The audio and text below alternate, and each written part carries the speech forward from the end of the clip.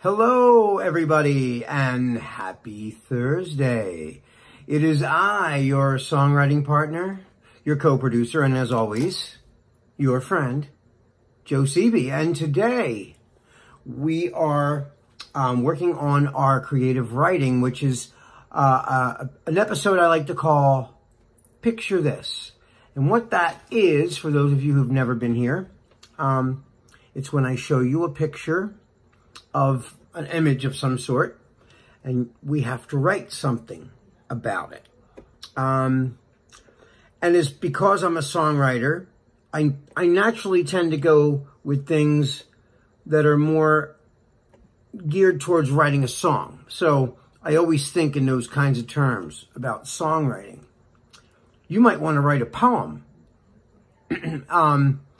And like I say all the time, I show you a picture, I show you an image, something that captures my attention and sets my imagination going and makes me want to write something because I'm looking at an image that I get excited about. These are little tricks that I've told you guys in the past. These are little tricks that you can use to spark your creativity. I tell you guys this all the time. Sometimes you're not feeling that creative. And so you have to draw inspiration from something. These are little tricks that I've used over the years to get me to whet my appetite for being creative and writing things. So, you know, so for those of you who've never done this before, really great for your imagination, really good to, you know, get in touch with your creativity and let your imagination just run wild. Okay, like I say this all the time, there is no wrong way to do this exercise. There's no wrong way at all. You look at the image, really take a good look at the image. I haven't shown it yet, but when I do, I want you guys to really take a really good, hard look at that image. And then try to come up with a story based on that picture. If you had to write words, you had to write a story. Let's say that was the picture was your cover letter to just a letter. What would you write about? You know, it all depends, I guess, on what the picture is. And, you know, and especially if the picture speaks to you, you're going to be more animated and excited to want to do it, you know. So anyway, I'm going to show you the image that I picked today.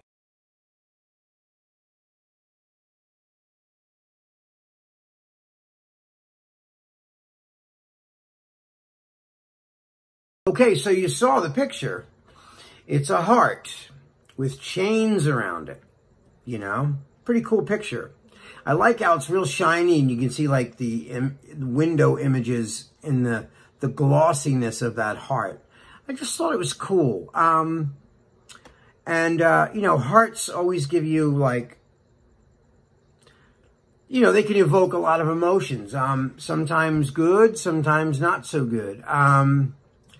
Especially like hearts with chains around them. Could mean a lot of things. It means my heart is only yours, or it could mean my heart is a prisoner, you know. So, you know, it could mean a lot of things to different people. And again, like I said, I always try to write in a musical songwriting sense. So when I write, I look at those things and immediately, you know, my imagination starts going, my gears start turning, and I just see stuff and I hear stuff, you know, and I try to create like a whole, you know, scenario based on this image. Like if I had to make a little movie on that picture, what would my little movie be about? And this is like your little movie. So like I said, there's no wrong way to do this. This is your universe. You create whatever you want. This is yours to do with whatever you will, you know. It could be about ice cream. It doesn't matter. If that's what it invokes in you, then that's what you write. And There's no wrong way to do this. But I would like to see it more of a song structure kind of a thing, just because I like to, I like when we're all on the same page, you know. And so the words that started coming to me, based on this image, is, well, I'll tell you the words. It says, I don't know why I always took your love for granted. I told you lies so many times, now we're apart. Now that you're gone and you moved on, no second chances.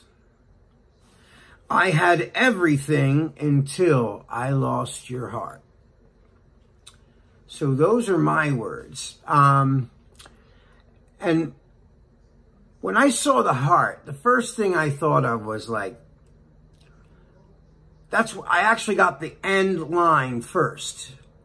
You know, I thought, you know, chains around your heart. What else could you say about the heart? Like, you know, like, and I like to do plays on words, right? Like, I lost it.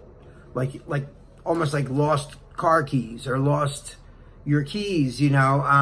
And since there was chains around it, I thought of like, first I thought of keys. And then I thought like, okay, like you could say like, I lost my keys, but like, because we're talking in songwriting reference, it could be more, you know, metaphor, you know, metaphorically.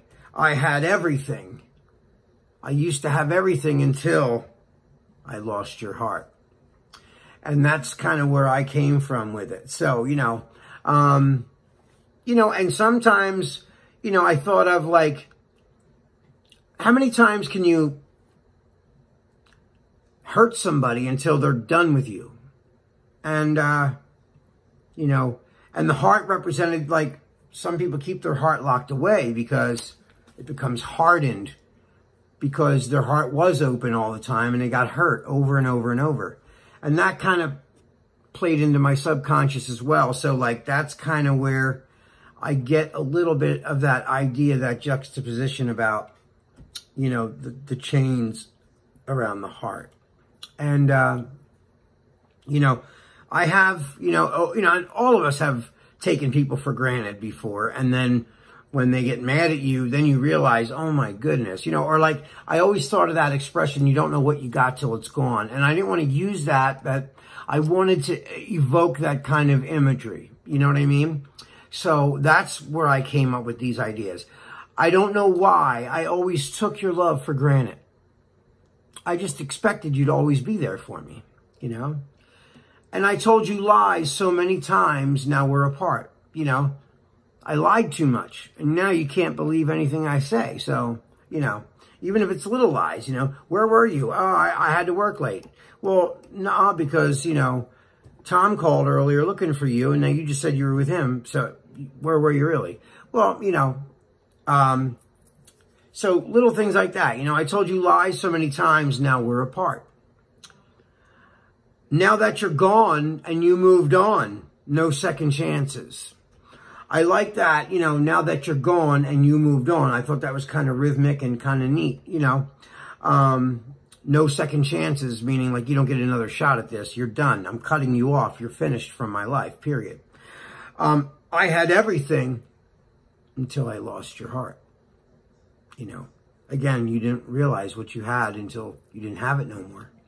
And that's what happens a lot of times in real life. So I like to write things that sort of, you know, relate to things that I have actually lived.